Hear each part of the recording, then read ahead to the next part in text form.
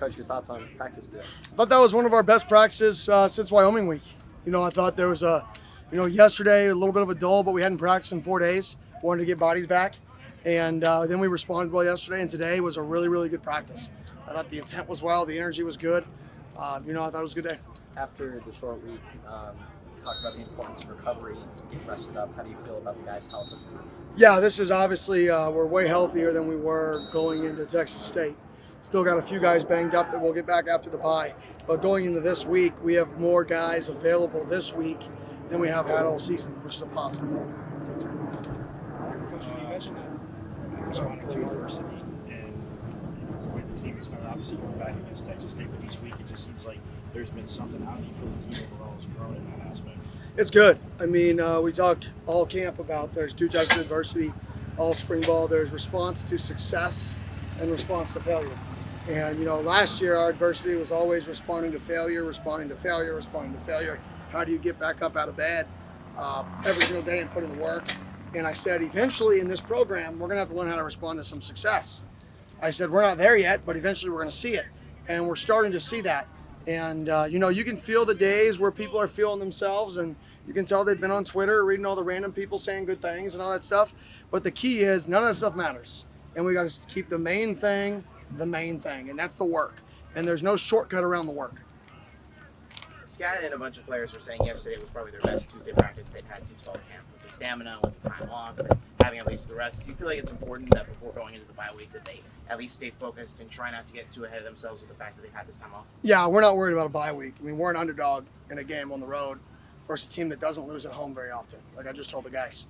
Right? That's why we're an underdog. We're an underdog because they're at a really, really high win percentage at home under this regime, and we got to go in there and win a football game that people don't expect us to win. And that's a challenge. And we better have that challenge. We better respect that challenge. We better put in the work. And I think today, I think they rose up and they kind of accepted the challenge, because I told them yesterday is the most important game, like everybody says, is this week. But it's only the most important game because if you take care of business, then the next game is equally more important. It's like when you win games, it's the multiplication effect. Every game that you win makes the next game even more important than the prior game because it just means more in the next game. So this game is more important than the last game because we won the last game. So it's more. It's magnitude even more. So this game is our Super Bowl. Let's go get it done. So do you believe that because that's the case, that if you're saying that this is their best practice since Wyoming week, that you're more prepared than ever to be in this environment to get ready for We'll find out. There's a preparation effect, and then like I said earlier in the week, this team offensively, they don't show you on tape what you're going to see. Right? You're going to see a different formation. You're going to see different motions. You're going to see their plays done from things that you didn't practice it. You're not going to see, they ran 3-by-1 open and they motioned to counter a YF into the boundary. You're not going to be able to, you practice it, but you're not going to see that. You just know they're going to run counter YF. How are they going to, or GG counter OF, I'm sorry. They're going to run counter OF. How are they going to do it? It's from a different formation this week with you having different players have to motion and fit it.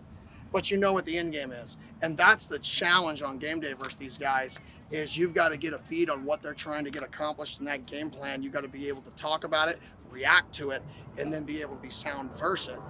Whereas some teams you line up and they're going to get in bunch and run duo. All right, let's be ready for it. They're going to do it better than they think we can defend it. This team's not that much. They're going to be very formationally driven. You secondary played like every snap for starters. Last game, just the backs up for sure. But how are they kind of ready to hold up against this type of? Yeah, and I think that's a great question. I think that's the complementary football we're playing. I think we're one of the best teams. I think top 10 in the country, maybe top 5. I don't know in time of possession. So I think when you're running the ball, you have a control passing game, and you dominate time of possession. It limits the amount of snaps the defense gets, which then keeps your guys fresher when they're on the field, which is a huge advantage, in my opinion. So, in the back end, I didn't mention Cole Martin, but Cole Martin's going to be out for the year. He's going to get surgery on a few items that just been like lingering since he got here. It was before he got here. He's tried to push through it. He's a really, really tough kid. And it's just come to a point where we're like, we got to get him. We got to get him right. And we made that decision. Cole and his family and us all made that decision. So what do you got to do with nickel or? Yeah, McDonald's going to be the backup nickel. You feel confident in him. I mean, that's a guy. He reminds me of Keith Abney from last year. super smart, super savvy, just where he's supposed to be. You know, he picked the ball off yesterday. Last week he had a pick in 7-on-7. He's just a guy who's around the ball a lot. You know, he got his feet wet last week on one play, ran him in there, and you know, it was good for him. So I think he's a guy who's only going to get better and better.